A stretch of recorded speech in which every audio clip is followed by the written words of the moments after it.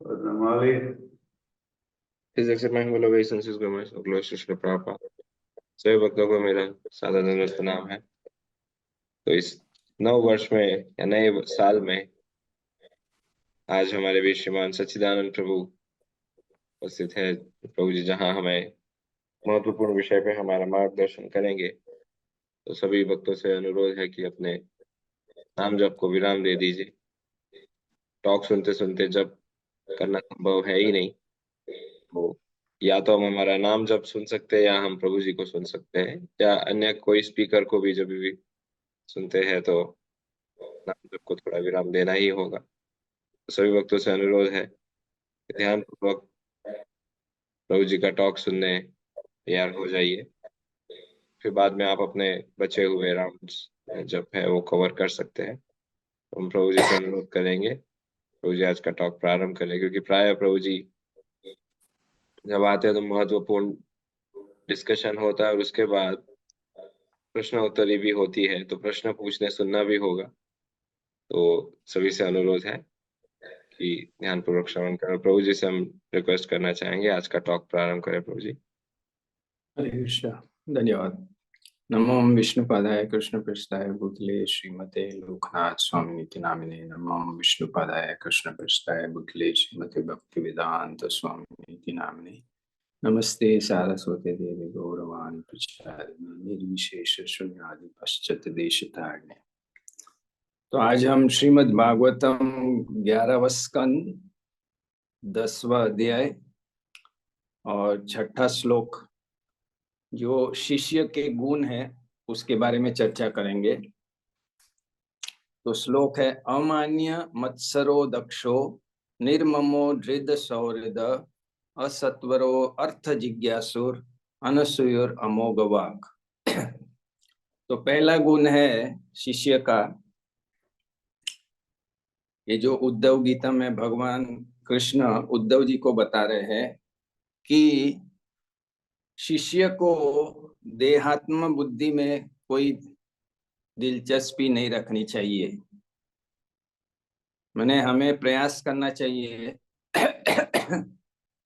कि हमारा कोई रुचि ना रहे देहात्म बुद्धि और इंद्रिय तृप्ति में, भौतिक इंद्रिय तृप्ति में।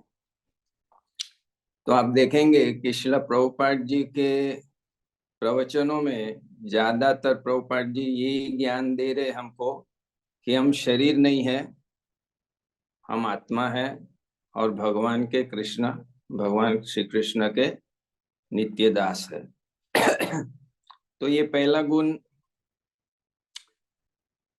बियॉन्ड बर्थ एंड डेथ में प्रभुपाद जी समझाते हैं कि थियरेटिकली नहीं, प्रैक्टिकली। कहने का मतलब है एक शिष्य को अगर देहात्म बुद्धि से बाहर निकलना है तो उसको अपनी इंद्रिय और मन को कृष्ण में लगाना पड़ेगा।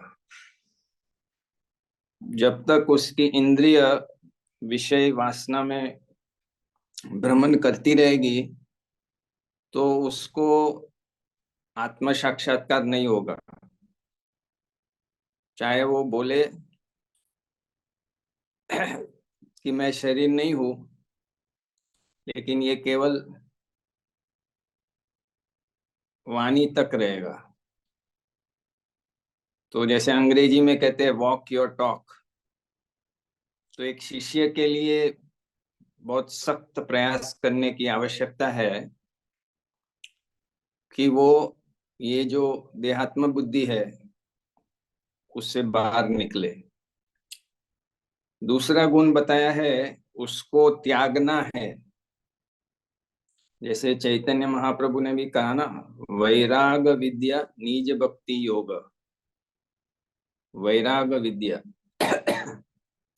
तो उसको, एक शिष्य को भौतिक काम, क्रोध, लोभ, मोह, मत, मत्सर्य, ये जो सद विपु है, उसको त्यागना है, उससे ऊपर उठना है। तो उसको मेहनत करना पड़ेगा। इन 6 गुणों से मुक्त होने के लिए,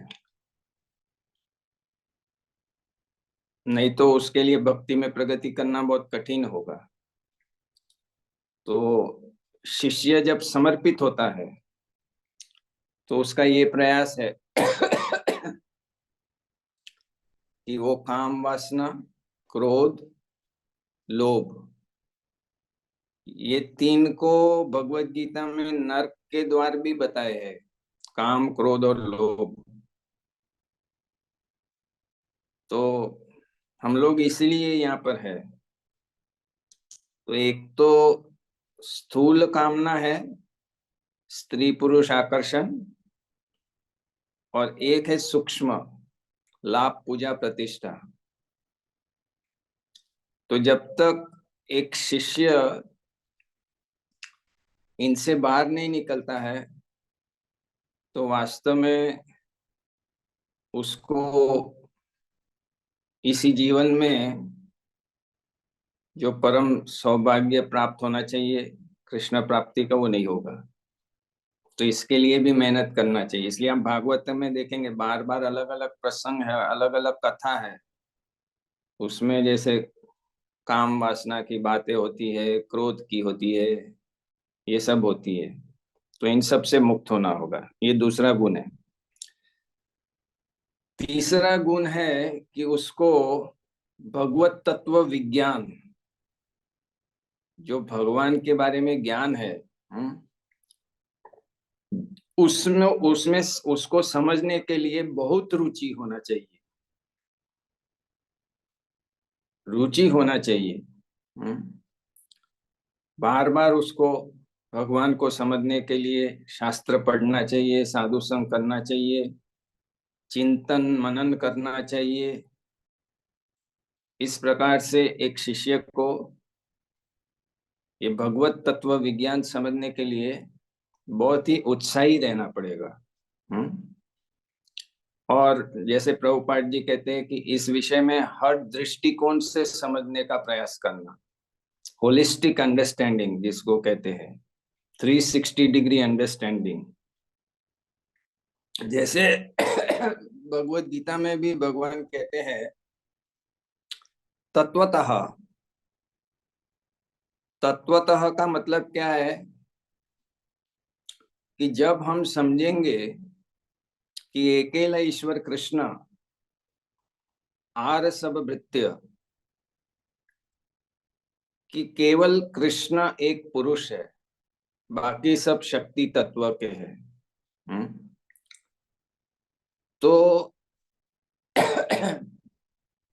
केवल एक भोक्ता है, भोक्तारम यज्ञ तपसम सर्वलोक महेश्वरम। तो जब हम समझेंगे पूरी तरह से कि केवल कृष्ण भोक्ता है, हम भोक्ता नहीं बन सकते हैं, तो ये तत्वतः समझ हुई। अभी हम भी भोगना चाह रहे हैं, तो उसका मतलब है कि हम पूरी तरह से स्वीकार नहीं करते कि केवल कृष्ण ही भोक्ता है। समझ रहे? तो इस प्रकार से तत्वतः ये समझना चाहिए, भगवत तत्व विज्ञान, उसको समझने का मेहनत होना चाहिए। मैंने इसलिए प्रभुपाद जी कहते हैं ना, जैसे ये बुक मैराथन भी चल रहा है, कि कम से कम 1-2 घंटा किताब पढ़िए। सुबह भागवतम का क्लास, शाम को भगवत गीता का क्लास, उसमें भाग लीजिए। तो इस प्रकार से व्यक्ति को हर रूप से ये भगवत तत्व विज्ञान समझने का प्रयास करना चाहिए। चौथा गुण है कि उसको ऐसा नहीं समझना चाहिए अहम ममेति, कि मैं ये शरीर हूं और ये मेरा घर है, ये मेरा परिवार है, ये मेरा गाड़ी है, ये मेरा मोबाइल है। हाँ, ऐसा नहीं सोचना चाहिए, क्योंकि हम शरीर ही नहीं है पहले तो, और ये शरीर भी हमको कुछ समय के लिए ही दिया है, वो भी बदलते रहता है। तो अहम ममेति, ये जो भौतिक चीजों के साथ जो लगाव है और शरीर के साथ भी जो लगाव है, वो त्यागता है एक अधिकृत शिष्य। फिर पांचवा गुण है कि व्यक्ति को अपने गुरु से, हाँ, गुरु के प्रति प्रेम होना चाहिए और दृढ़ श्रद्धा। ये बात रघुनाथ दास गोस्वामी भी कहते हैं कि गुरु को केवल ऑफिशियली गुरु नहीं मानना चाहिए, लेकिन अपना हित करने वाले मित्र समझना चाहिए। तो गुरु के प्रति बहुत श्रद्धा होनी चाहिए और प्रेम होना चाहिए। तो ये व्यक्ति शिष्य है, नहीं तो दीक्षा का कोई मतलब नहीं है। जैसे ये कलयुग है, इसलिए प्रभुपाद जी कहते हैं कि इनिशिएशन इज बिगिनिंग, दीक्षा शुरुआत है।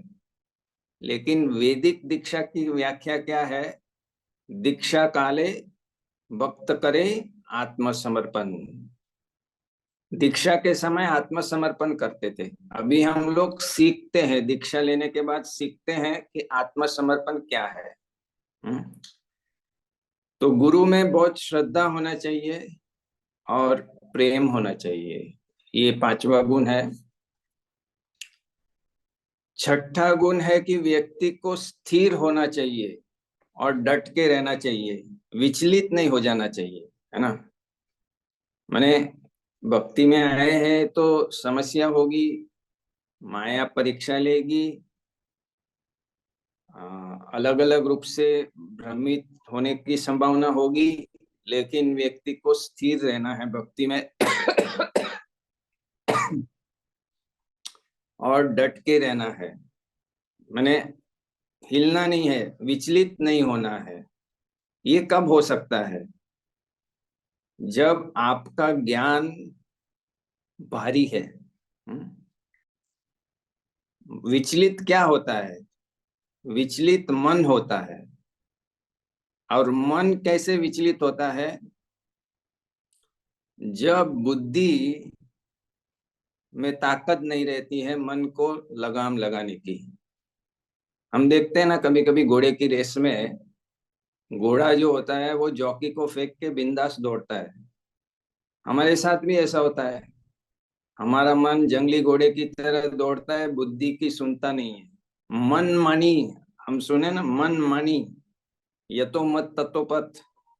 तो ये सब क्या होता है? इस प्रकार से मन हमें विचलित करते रहता है। लेकिन भगवान क्या बताते हैं गीता में? आध्यात्मिक बुद्धि से मन को लगाम लगाओ। आध्यात्मिक बुद्धि।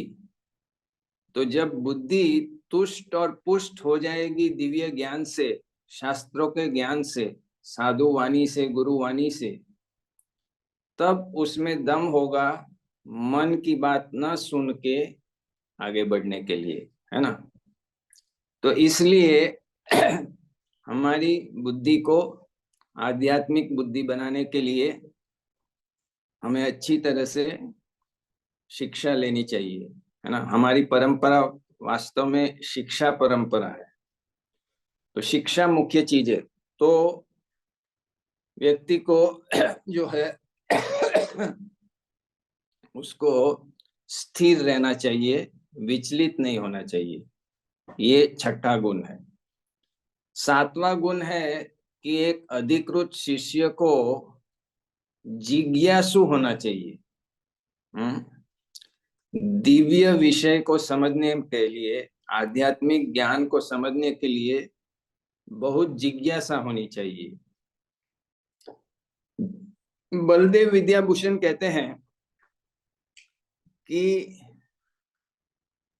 जब भी कोई प्रवचन दे रहा है और श्रोतागण सुन रहे हैं, तो सबसे ज्यादा लाभ किसको होता है? तो वो कहते हैं कि जो प्रवचन दे रहे हैं उनको सबसे ज्यादा लाभ होता है, क्योंकि उनको उसके बारे में बोलना है तो बहुत सोच समझ के तैयार करके आना पड़ता है और पूरी तरह से ध्यान रखना पड़ता है। लोग प्रश्न पूछेंगे, उसका जवाब देना पड़ता है। दूसरे लेवल में श्रोताओं में किसको सबसे ज्यादा लाभ होता है? जो जिज्ञासा करता है, जो सुनता है ध्यान से और जिज्ञासा करता है और प्रश्न पूछता है। अब सुना ही नहीं ध्यान से तो फिर जिज्ञासा कहाँ से होने वाली है ना? तो इसलिए यहाँ पर बताया है कि एक अधिकृत जो शिष्य होता है उसको बहुत जिज्ञासा होनी चाहिए ये भगवत तत्व विज्ञान को समझने के लिए और सभी तत्व को समझने के लिए, भक्ति तत्व, कृष्ण तत्व, भाव तत्व आदि आदि।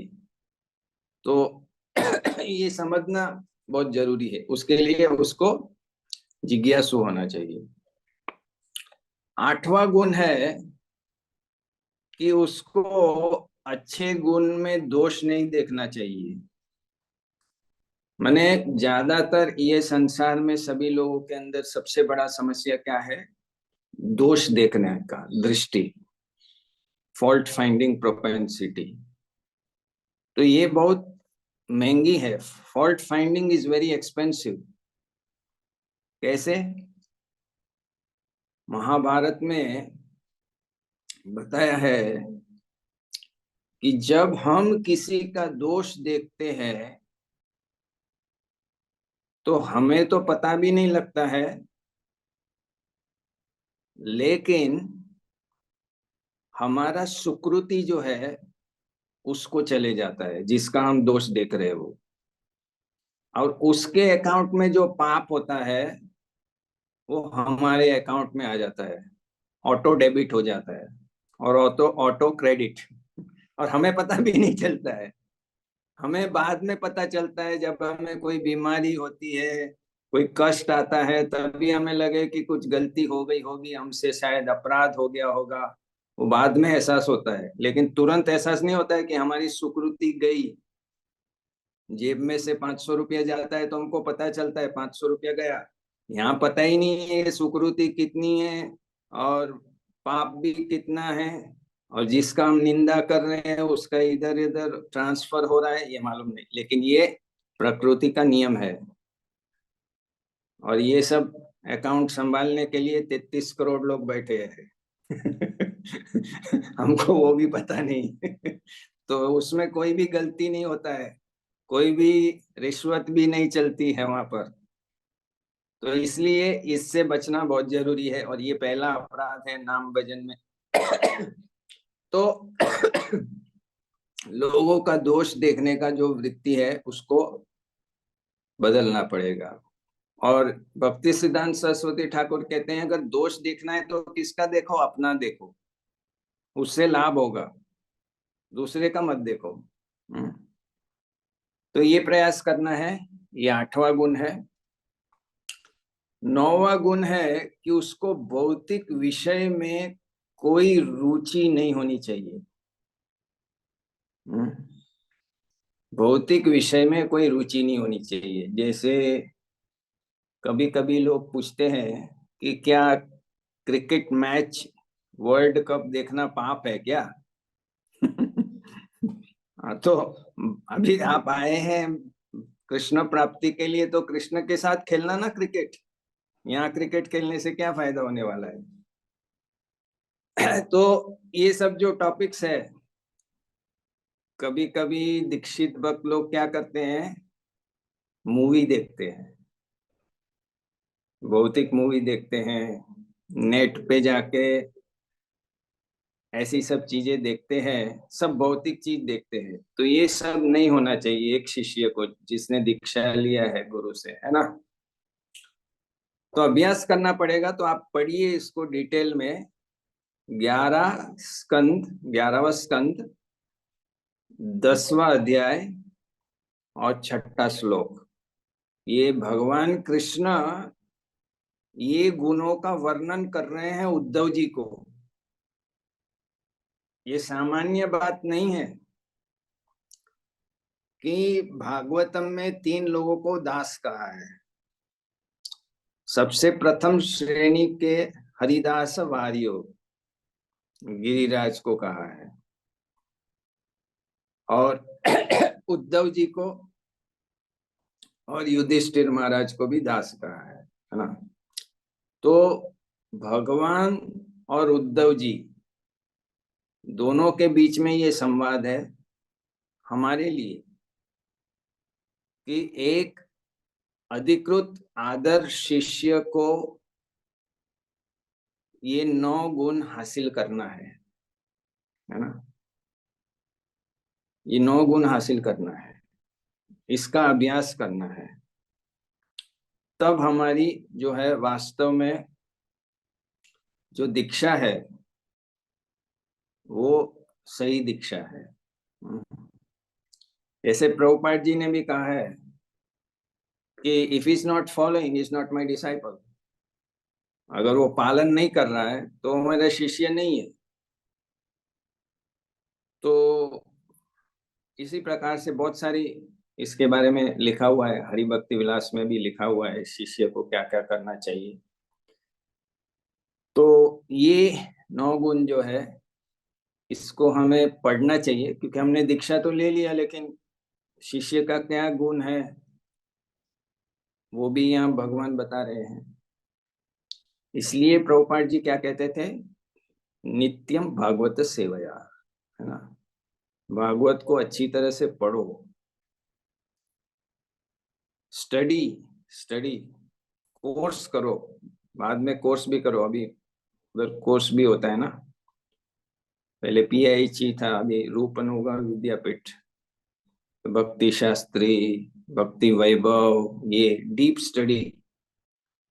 और ये नहीं कि कोर्स किया भक्ति शास्त्री मैंने अभी भगवत गीता कभी पढ़ना ही नहीं, नहीं नहीं, वो तो वहां से तो असली शुरुआत हुई, कोर्स से शुरुआत हुई। अब उसको सिद्ध करना है, आत्म साक्षात्कार करना है, कृष्ण प्रेम प्राप्त करना है। तो ये सब बड़ी बड़ी ऊंची ऊंची बातें हैं। तो एबीसीडी तो पहले अच्छे से सीख ले कि हम शरीर नहीं है, हम आत्मा है ना। और बहुत सारी चीजें सीखनी होगी भक्ति में। जैसे भक्ति के 3 मुख्य गुण बताते हैं श्रील भक्ति विनोद ठाकुर। एक तो जो ये मैराथन का मूड है वो क्या है, दया। हम लोगों के ऊपर दया कर रहे, कृपा कर रहे, और नम्रता और क्षमा, है ना। तो ये सब शुरुआत में हमें लगता है बहुत खाली 16 माला करना और 4 नियम पालन करना यही है हमारा, लेकिन धीरे धीरे और सीरियस बनना होता है। तो ये सब गुण है, इसका अभ्यास करना पड़ेगा हमें एक अधिकृत शिष्य बनने के लिए। तो इसलिए इसको आप पढ़ना अपने समय में और सोचना इसके बारे में, और ये 2024 में प्लान बनाइए कैसे आप इसमें आगे बढ़ सकते हैं। हरे कृष्णा। श्रील प्रभुपाद की जय, गुरु महाराज की जय। बहुत बहुत धन्यवाद प्रभु जी, महत्वपूर्ण टॉक के लिए। तो कहने से पूर्व ही कुछ भक्तों ने हैंड रेस करके रखे, तो और भी कोई भक्तों का प्रश्न है आज के विषय से संबंधित तो वे हैंड रेस कर सकते हैं। वार्ष्णेय प्रभु, अनम्यूट करके बोलिए। हरे कृष्णा प्रभु जी, दंडक प्रणाम गुरु महाराज। प्रभु जी, ये जो लास्ट पॉइंट आपने बोला कि भौतिक विषय में रुचि ना होना, मैं एक एग्जांपल के साथ कोट करके पूछना चाहूँगा कि जैसे हम अपने ऑफिस में काम करते हैं और अपने काम को अच्छे से करने का प्रयास करते हैं, तो उसके बदले में हमें तरक्की मिलती है। और जैसे-जैसे हमारी तरक्की होती जाती है, हमसे जो एक्सपेक्टेशन है हायर लेवल की, वो और बढ़ती जाती है कि हम अ, अब ऑफिस में जो विषय हैं वो तो सारे भौतिक विषय ही हैं प्रभु जी। जैसे हमसे ये एक्सपेक्ट किया जाएगा कि हम अपने सब्जेक्ट मैटर के एक्सपर्ट बने।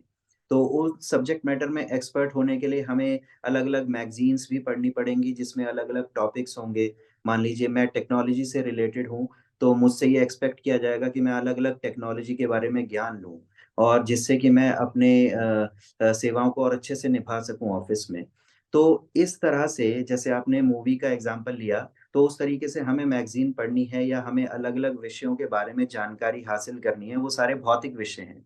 तो इस तरह से हम इसको कैसे देखेंगे और कैसे अपनी सेवाओं को निभाएंगे प्रभु जी, इस विषय में मुझे थोड़ा सा ज्ञान दीजिए। हरे कृष्णा।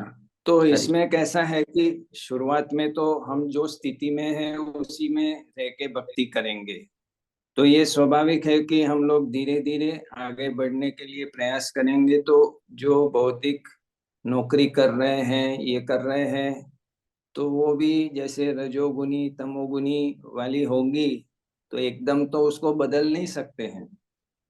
लेकिन अगर वो बहुत ही प्रतिकूल है, अनुकूल नहीं है, तो फिर वो नौकरी बदलनी जरूरी होगी एक समय में।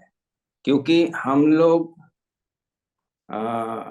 जैसे शुरुआत में हम बुक डिस्ट्रीब्यूशन करते हैं, तो हाथ में कोई, जैसे विदेश में हैमबर्गर खाते हैं, माने उसके हाथ में पाव के अंदर गाय का मांस है, तो भी हम उसको भगवत गीता देते हैं, क्योंकि उसको शुरुआत करना है, तो प्रॉब्लम नहीं है।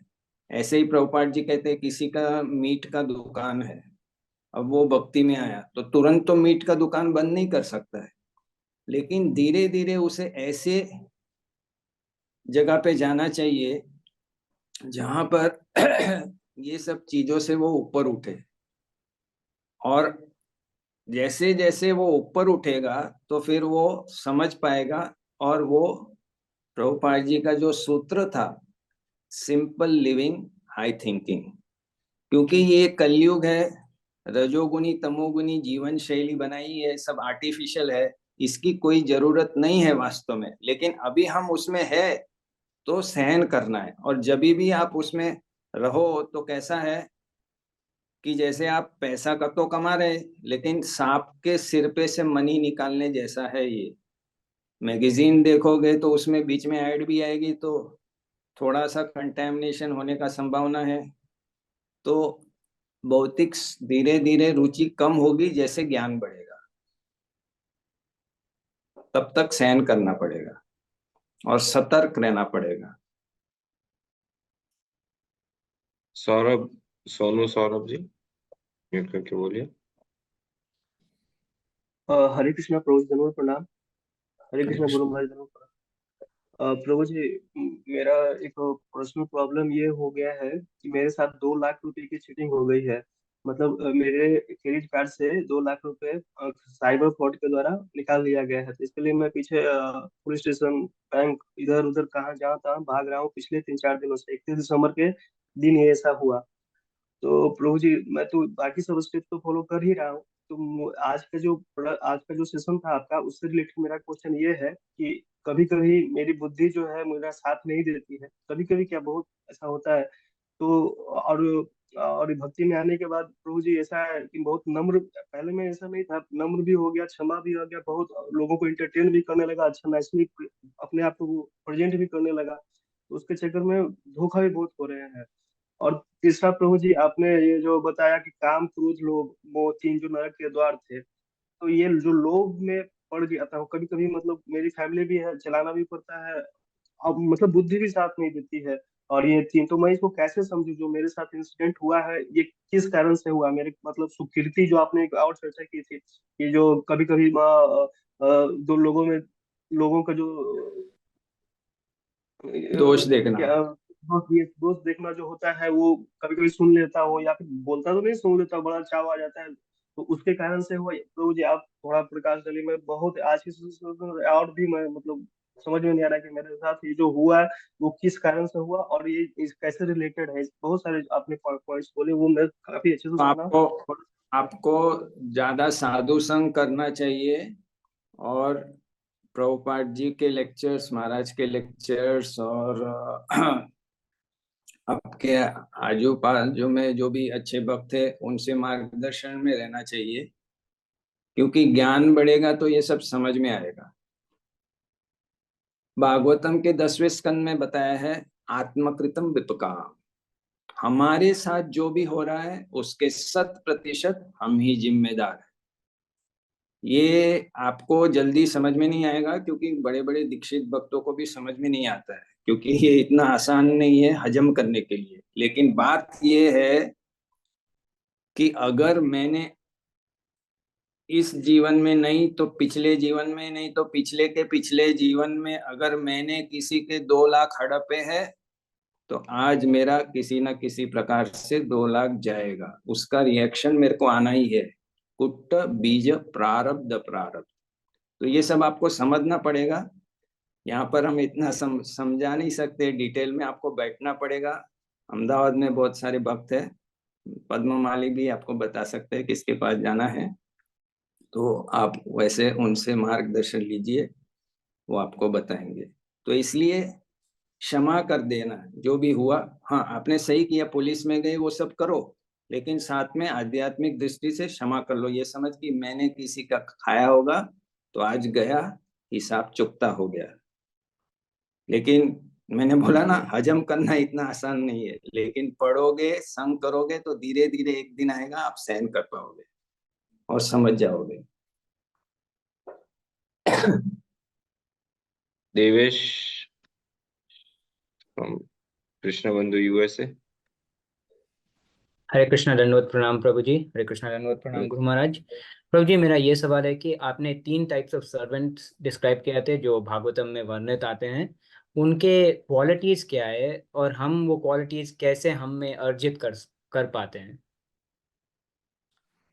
उनकी सबसे बड़ी क्वालिटी तो है कि वो जो कृष्ण एक शरण, वो कृष्ण की प्रसन्नता के लिए सब कर रहे हैं।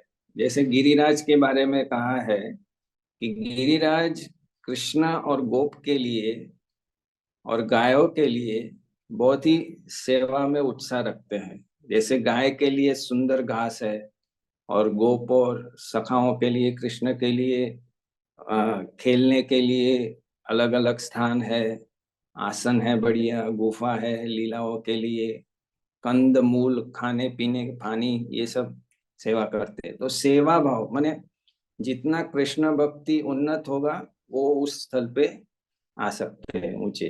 बाकी तो आपको पढ़ना पड़ेगा उनका चरित्र जो भागवत में दिया है, वर्णन किया है भागवत में। नीलम माता जी, अनम्यूट करके बोलिए। हरे कृष्णा प्रभु जी, दंडवत प्रणाम। हरे कृष्णा ऑल द डिवोटीज। प्रभु जी, जैसे आपने बताया कि अपने स्पिरिचुअल मास्टर से बहुत अटैचमेंट होना चाहिए, तो अगर वो अटैचमेंट आपको ऐसा तो नहीं, जैसे मुझे अपने गुरु महाराज से बहुत बहुत ज्यादा अटैचमेंट है, तो वो कभी कभी लगता है कि जैसे हम बोलते हैं कि वपू और वपू से या वाणी से होना चाहिए, हम वो एसोसिएशन नहीं ले पाते रेगुलर में, but you miss his association. तो मतलब किस तरह का अटैचमेंट कैसा होना चाहिए? दूसरा, मैं जिनसे लेना चाहती हूँ दीक्षा, वो दीक्षा नहीं देंगे, और अगर फिर बोला जाता है कि आप दीक्षा लो, क्योंकि वो नहीं देंगे, वो आपके शिक्षा गुरु बने रहेंगे, तो उस केस में कैसे करना चाहिए? बिकॉज आपका मन नहीं मानता है कि आप दूसरे गुरु से दीक्षा लो, बिकॉज आपको पता है आपके अंदर में कि आपने उनको गुरु मान लिया, but he will not give the initiation. So I have two questions.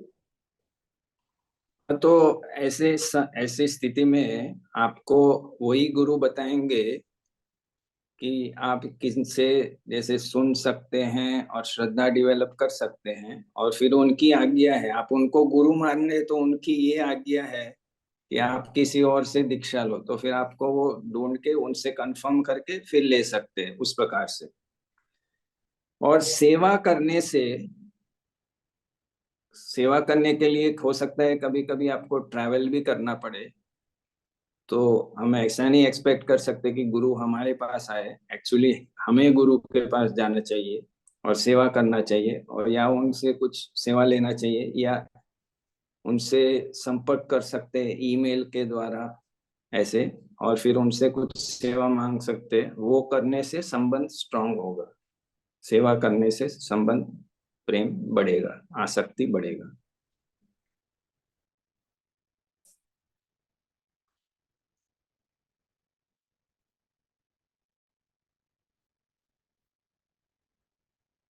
Indore से सावित्री माता जी, अनम्यूट करके बोलिए।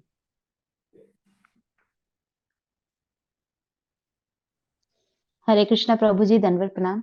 प्रभु जी, मेरे दो प्रश्न थे। एक तो पहला प्रश्न ये था कि जैसे हमारी दीक्षा हो चुकी है और जो हमारे गुरु जी हैं, लेकिन हमें उस समय पता नहीं होता है कि हमें गुरु चुनना है या ना चुनना है, और वो हमारे गुरु बन जाते हैं, लेकिन हम क्या किसी और को भी गुरु बना सकते हैं?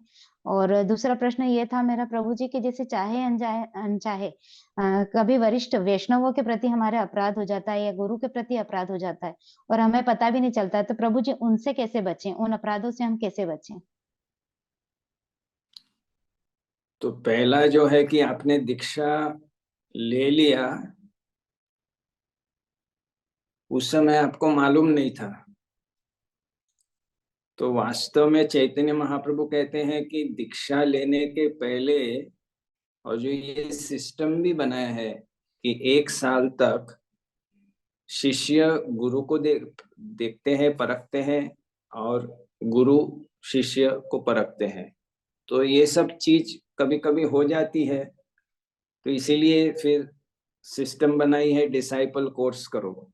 डिसाइपल कोर्स में बताया जाता है किस प्रकार से चुनना है और उसके बाद दीक्षा लेना है। तो कभी कभी ऐसा होता है, लेकिन अभी हो गया है तो फिर उसी में श्रद्धा रखो और उनकी कृपा से फिर दूसरे से शिक्षा भी ले सकते हैं।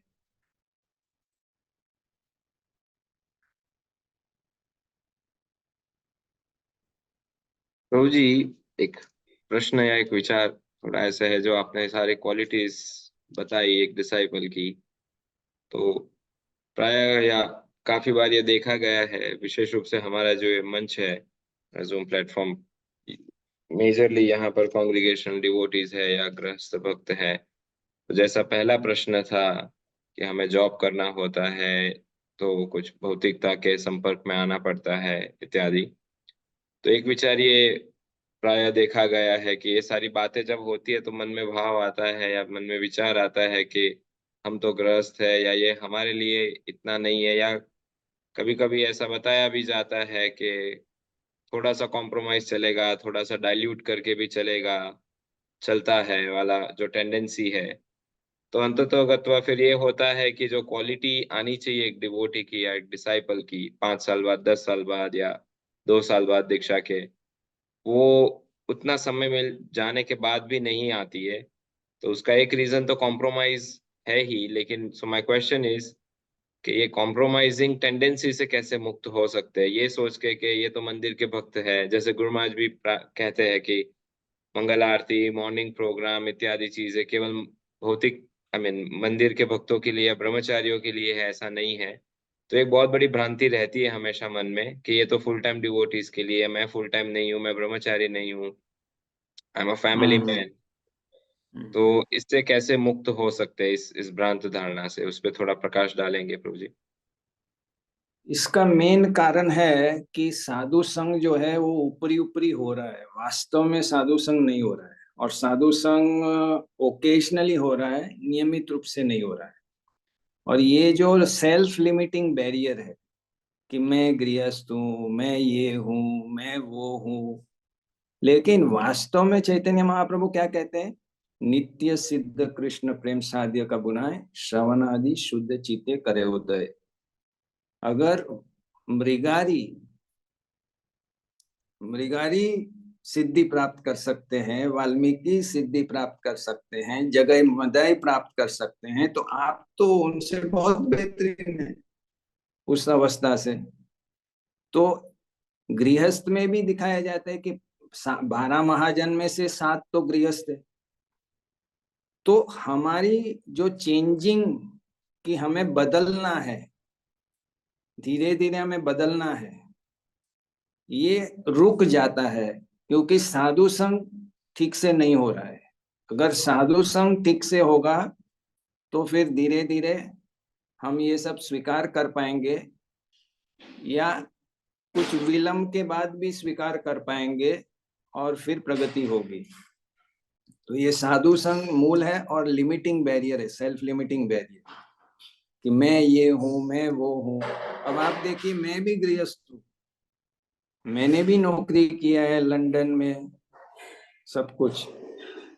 तो ऐसा कुछ नहीं है, ऐसे बहुत लोग हैं जिनकी स्थिति सही नहीं है, अनुकूल नहीं है। अभी आप देखिए प्रभुपाद जी की बहन पिसीमा,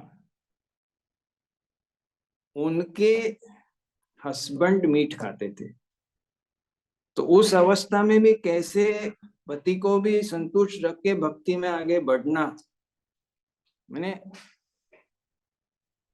एकदम खतरनाक स्थितियों में भी लोगों ने भक्ति करके कृष्ण प्राप्ति की है।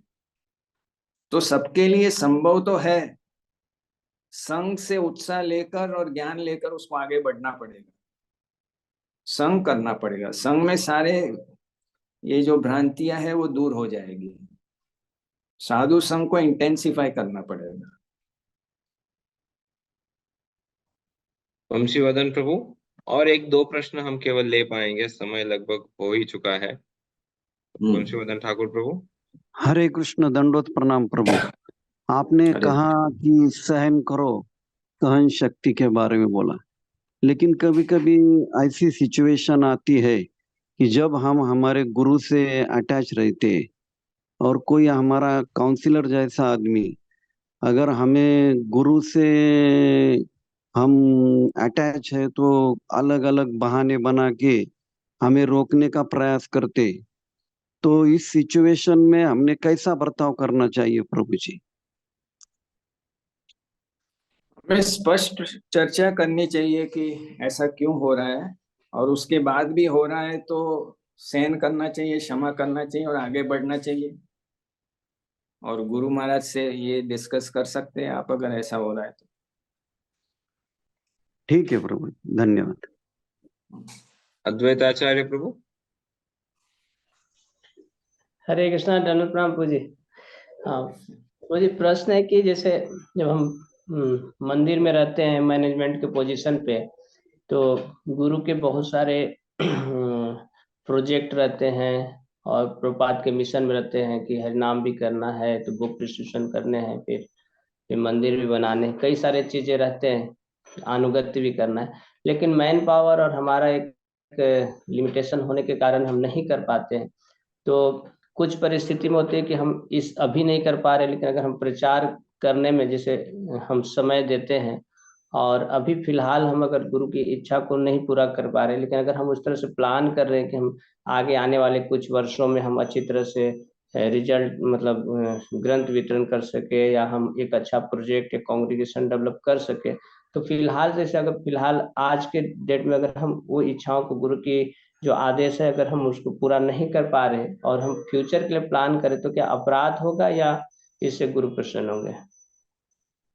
नहीं नहीं, जब तक आपके अंदर इच्छा है करने की लेकिन अभी संभव नहीं है और विलम्ब हो रहा है, तो उसमें कोई प्रॉब्लम नहीं है। जैसे प्रभुपाद जी को संन्यास लेने के लिए भक्ति सिद्धांत सरस्वती ठाकुर कितनी बार आए थे सपने में, तो पहली बार से वो नहीं हुआ, धीरे धीरे हुआ। समय प्रभुपाद जी को बोला अंग्रेजी में प्रचार करो, तो धीरे धीरे वो संपन्न हुआ ना। तो संपन्न भी होता है भगवान जब उस प्रकार से सारी व्यवस्था करके देते हैं। तो जब तक आपके ईमानदारी पूर्वक इच्छा है, ईमानदारी वाली इच्छा है कि मेरे को करना है लेकिन अभी संभव नहीं है, बाद में व्यवस्था आने पर मैं करूंगा, तो आपको कृपा मिल जाएगी। अगर आपने कार्य नहीं किया है लेकिन आपके अंदर केवल इच्छा है मेरे को करनी है और वैसी स्थिति नहीं बनी, तो भी आपको कृपा मिलेगी। आज का अंतिम प्रश्न, लास्ट Okay. क्वेश्चन प्रभु जी, उदार कीर्ति गोपी माता जी। हरे कृष्ण प्रभु जी, दंडवत प्रणाम प्रभु जी। मेरा क्वेश्चन ऐसा है कि जब हम से अलग शहरों में रहते हैं, जितना इनका प्रत्यक्ष संग नहीं मिलता है या अप्रत्यक्ष संग यहाँ मिलता है, और हम श्रील प्रभुपाद का तो बहुत प्रचार कर रहे हैं, उनका भी प्रचार कर रहे हैं, बट उसके साथ हमें ऐसा लगता है कि का भी प्रचार हो, हमारे गुरु हम जो गुरु सुनाई महाराज नहीं हैं, दे रहा उनके है, डिसाइपल सुनाई नहीं दे हमारे रहा है सामने ठीक पड़े, से। पर अगर वो कार्य हमसे नहीं हो रहा है इतनी अच्छी तरह से, हरे कृष्णा। प्रभु जी हाँ अभी अभी सुनाई दे बोलिए। रहा है? हाँ अभी सुनाई दे रहा है, बोलिए बोलिए बोलिए। हरे हरे कृष्णा। प्रभु जी जब हम हमारे गुरु महाराज से प्रत्यक्ष दूर है, किसी और स्टेट में है और किसी और जगह है जहाँ पे हमारे हाँ गुरु उस बंधु समय का हमें उस समय प्रत्यक्ष उस संग नहीं समय मिल रहा है। उस समय गुरु की वाणी सुनो, वाणी का संग लो और जूम के माध्यम से संग मिलेगा। और पत्र व्यवहार करो और कभी कभी उनके पास जाओ। गुरु के पास जाना चाहिए, ट्रैवलिंग करना चाहिए, गुरु के लिए जाना चाहिए। जैसे धाम यात्रा करते हैं ऐसे गुरु का संग का भी यात्रा करो, साल में 1-2 बार कर सकते हैं। इस प्रकार से आपको गुरु का सानिध्य भी प्राप्त होगा। और बाकी गुरु का फोटो आप रख रहे हैं, उनकी हर रोज पूजा कर रहे हैं और प्रणाम कर रहे हैं और उनकी सेवा कर रहे हैं, उनकी वाणी का पालन कर रहे हैं, इसी से आपका आसक्ति और प्रेम सब बढ़ेगा। बहुत बहुत धन्यवाद प्रभु जी, और साथ ही में सभी भक्तों का भी जिन्होंने उत्साह पूर्वक इतने महत्वपूर्ण प्रश्न पूछे। तो आज काफी डोज मिल चुका है। एक दिन के लिए नहीं, एक हफ्ता, एक महीना भी लग सकता है जो प्रभु जी ने कहा इसे डाइजेस्ट करने में। सब ज्ञान सुन तो लिया हमने, समझ भी लिया, जो गुरु महाराज कहते हैं कि नंदी बैल की तरह हाँ हाँ भी कर लिया। लेकिन मेन बात आती है जो प्रभु जी के ही शब्द है कि मनन करने से ज्ञान का सही प्रभाव होता है हम पे। केवल सुनना तो प्रारंभ है, ये नहीं कि आज का चपा टॉक हमने सुन लिया या बहुत अच्छे प्रश्न थे, बहुत अच्छा क्लास दिए प्रभु जी, अच्छा लगा, और फिर जैसे ही वो लाल बटन दबाएंगे लीव मीटिंग करके फिर हमारा वो मोड भी निकल जाएगा और जैसे थे मोड में हम वापस चले जाएंगे, तो उससे कुछ ज्यादा लाभ नहीं होगा। तो इसकी जो आज हम सभी ने सुना है, अन्य भक्तों के भी प्रश्न थे जो उन्होंने हमारे बिहाफ पे पूछे एक प्रकार से, तो उनको उत्तर मिल रहा था, तब ये भी लग रहा था कि हाँ हमें, हमारी भी ये अवस्था है या ये उत्तर हमारे लिए भी है। तो इन सब पे मनन कीजिए। अपने वरिष्ठ भक्तों के जिनके अनुगत्य में रहकर आप भक्ति कर रहे हैं या करने का प्रयास कर रहे हैं, उनसे भी अधिक मार्गदर्शन प्राप्त कीजिए। और 9 क्वालिटीज में एक गुण ये भी कहा प्रभु जी ने कि आध्यात्मिक शास्त्र पढ़ना या ज्ञानवान होना। श्री प्रभुपाद जी के दिव्य ग्रंथों का जिनका आप वितरण कर रहे हैं उनका अध्ययन भी कीजिए। तो ये सारी बातें, बहुत सारा हमारे लिए कार्य करने के लिए आज मिला है इस नए साल में ही सुबह सुबह। तो आशा है कि ये सभी हमारे टू डू लिस्ट में आ जाएगा और हम इस पे सुचारू ढंग से कार्य प्रारंभ करेंगे। तो आइए हम सब मिलकर हरे कृष्ण महामंत्र का उच्चारण करके श्रीमान सच्चिदानंद प्रभु का हृदय पूर्वक आभार व्यक्त करते हैं आज के इस सत्र के लिए। हरे कृष्ण कृष्ण कृष्ण हरे हरे, हरे राम राम राम हरे हरे। श्री हरि नाम प्रभु की जय। हरे कृष्ण महामंत्र की जय। श्रील प्रभुपाद की जय। Srila Prabhupada transcendental book distribution की जय। परम पूज्य लोकनाथ स्वामी गुरु महाराज की जय। वाञ्छाकल्पतरुभ्यश्च कृपा सिन्धुभ्य एव च पतितानां पावनेभ्यो वैष्णवेभ्यो नमो नमः। अनंत कोटि वैष्णववृंद की जय।